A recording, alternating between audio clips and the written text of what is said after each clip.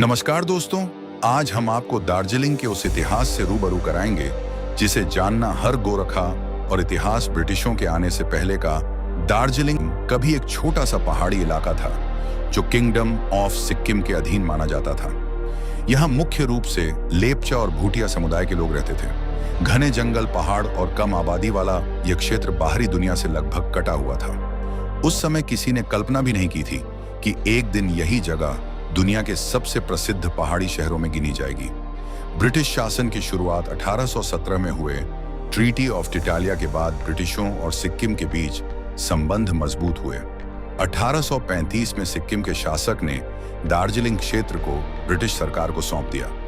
British अधिकारियों captain Lloyd और जे.डब्ल्यू. Grant ने इस क्षेत्र की जलवायु और प्राकृतिक सुंदरता को देखकर इसे एक हिल स्टेशन के रूप में विकसित करने की सिफारिश की।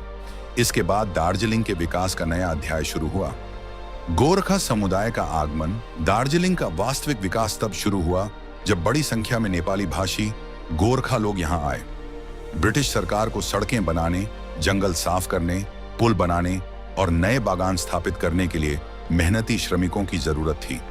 नेपाल के विभिन्न क्षेत्रों से राई, लिंबू, गुरुंग, मगर, तामांग, नेवार, क्षेत्री और ब्राह्मण समुदाय के हजारों लोग दार्जिलिंग पहुंचे। इन लोगों ने कठिन परिस्थितियों में काम किया और जंगलों को बस्तियों में बदल दिया। आज के दार्जिलिंग की नींव इन्हीं मेहनतकश गोरखा पूर्वजों ने रखी। दार्जिलिंग चाय उद्योग का जन्म 1850 के दशक में दार्जिलिंग में चाय की खेती शुरू की गई।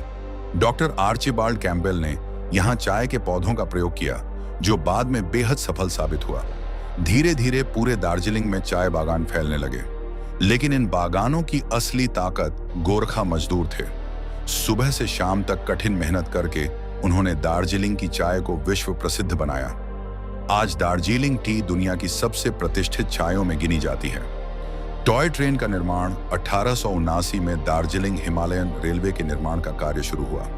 इस परियोजना का नेतृत्व फ्रैंकलिन प्रीस्टेज ने किया, लेकिन पहाड़ों को काटकर रेल लाइन बिछाने का कठिन काम हजारों गोरखा मजदूरों ने किया।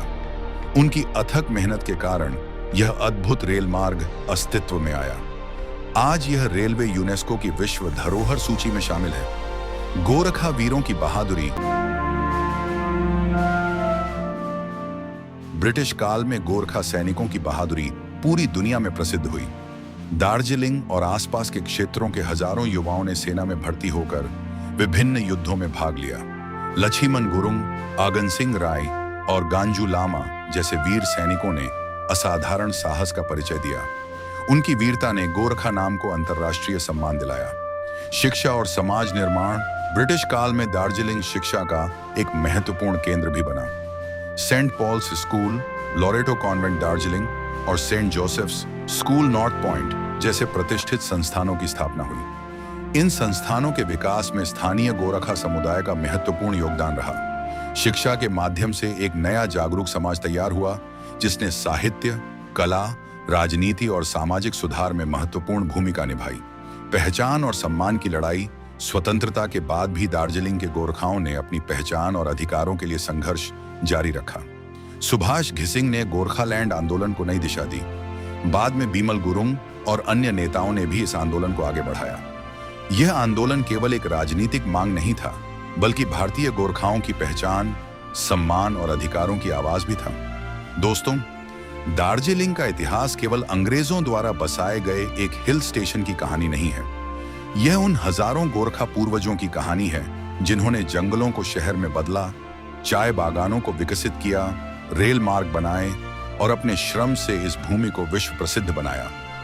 आज जब हम दार्जिलिंग की सुंदरता का आनंद लेते हैं, तो हमें उन पूर्वजों को भी याद करना चाहिए जिनकी मेहनत और संघर्ष ने इस शहर को बनाया। दार्जिलिंग सिर्फ एक पर्यटन स्थल नहीं, बल्कि गोरखा इतिहास, संस्कृति, संघर्ष और गौरव का जीवंत प्रतीक है। धन्यवाद। जय हिंद, जय गोरखा, जय दार्जिलिंग।